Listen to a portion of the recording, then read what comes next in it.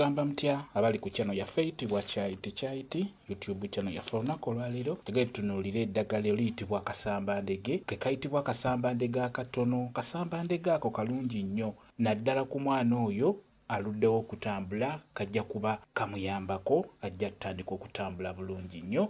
Akasamba Ndege kano kasangibwa ku ttale, ojja kasanga ku ttale oba mu nnimiro naye okuliraana amakubo bumera nnyo omuntu wasobola obbulabira kayitibwa Akasamba Ndege. Akasamba Ndege ako kaba n'otuggwa ke bayita Akasamba Ndege akatono. Njagadde mbabuulire enkozesa gy'okakozesaamu ku nsonga eyo y'omwana aluddewo okutambula. Okakozesa otya? Okafuna bulungi nnyo nga bw'okalaba. Bw'omala kateeke mu kinu okasekule, kasekulire ddala. Bw'omala okukasekula beera ng'okateeka ebbali awo. Bw'omala leeta omwana ono n'oluvannyuma kwata eddagala eryo ly'osekudde erya Akasamba Ndege beera ng'olisiimula omwana oyo mu magulu. Okusingira ddala lisiimule wansi eno ewalinnya wamu ne mu nnyingo omwo. Mu nnyingo kikulu nnyo beera ng'osiimulamu eddagala eryo lijja kuba limuyambako omwana oyo wanaaba aluddewo okutambula n'okozesa ku ddagala eryo erya Akasamba Ndege ajja kuba atandika bulungi nnyo okutambula. Liyambako ku nsonga eyo osobola n'okulyanika ne likala bulungi n'olikolamu ensaano. Ensaano eyo n'ogigatta mu muzigo omuganda n'oddira eddagala eyo ly'ogasse mu muzigo omuganda n'obeera ng'omusiimuula mu magulu ago n'omusiimuula mu magulu.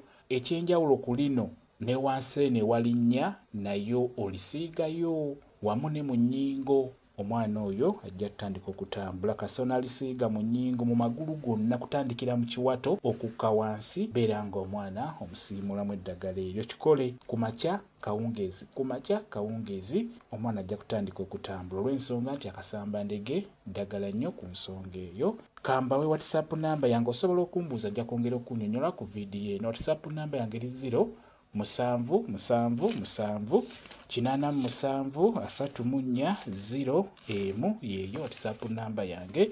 Mwebale kubeera ku channel yaffe eyitibwa Kyaiti YouTube channel yaffe. Kyembasaba mugende mu maaso n'ogyegattako mubeere bulungi.